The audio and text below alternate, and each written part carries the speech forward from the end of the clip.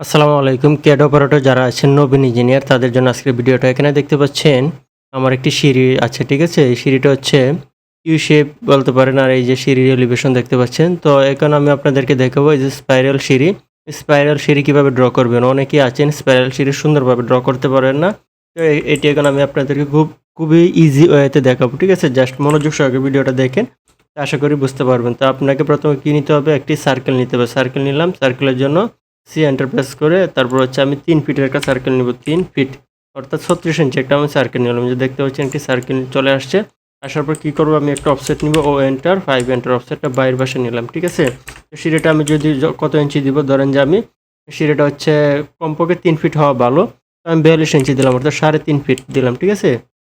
Enter দিলাম, enter দিয়ে এই যে সিঁড়িটা দিলাম। তারপর হচ্ছে আবার 5 ইঞ্চির অফসেট নিব আমি, ঠিক আছে? 5 ইঞ্চির অফসেট নিব। ও এন্টার 5 এন্টার দিয়ে যে অফসেট নিলাম, ঠিক আছে?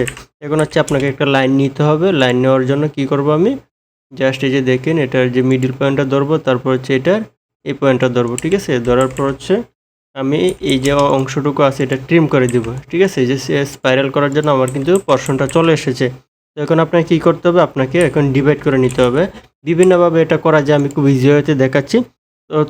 তো স্পাইরাল সিঁড়ির ট্রেড রাইজার কয়টা হয়, আমি এখানে জাস্ট 24 দিলাম। 24 এন্টার দিলাম, এন্টার দিয়ে হচ্ছে এখানে দেখতে পাচ্ছেন ডিভাইড কিন্তু হয়ে গেছে। তো এটা কিভাবে আনবেন, এখান থেকে ফরম্যাটে যাবেন। ফরম্যাটে যাওয়ার পর হচ্ছে এখানে পয়েন্ট স্টাইল আছে, ঠিক আছে?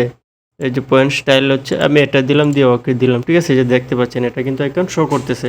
আমি আবার কি করব, ভি এন্টার দিব। এন্টার দিয়ে এটা আবার 24 এন্টার প্রেস করে আবার 24টা আমি পয়েন্ট স্টাইল নিয়ে নিব। এখন আমাকে কি করতে হবে, দাবগুলো দিতে হবে। যে এটা আর এটা ক্লিক করব। জাস্ট একটু ধৈর্য সহকারে দেখুন, তাহলে শিখতে পারবেন যে স্পাইরাল সিঁড়ি কীভাবে ড্র করতে হয়, ঠিক আছে? তো এটা খুবই ইজি একটা কাজ। অনেকেই আছেন যে এই কাজগুলো পারেন না, এরকম সুন্দর সুন্দর কাজ ইনশাল্লাহ পাবেন ভিডিও।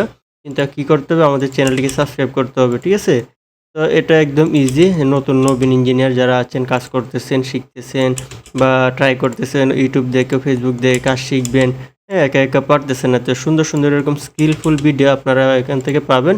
তো কী করতে হবে, তো এটা জাস্ট দেখেন ওই পাশে চলে গেছে, এটাকে ধরে আমি জাস্ট এদিকে নিয়ে আসলাম, ঠিক আছে?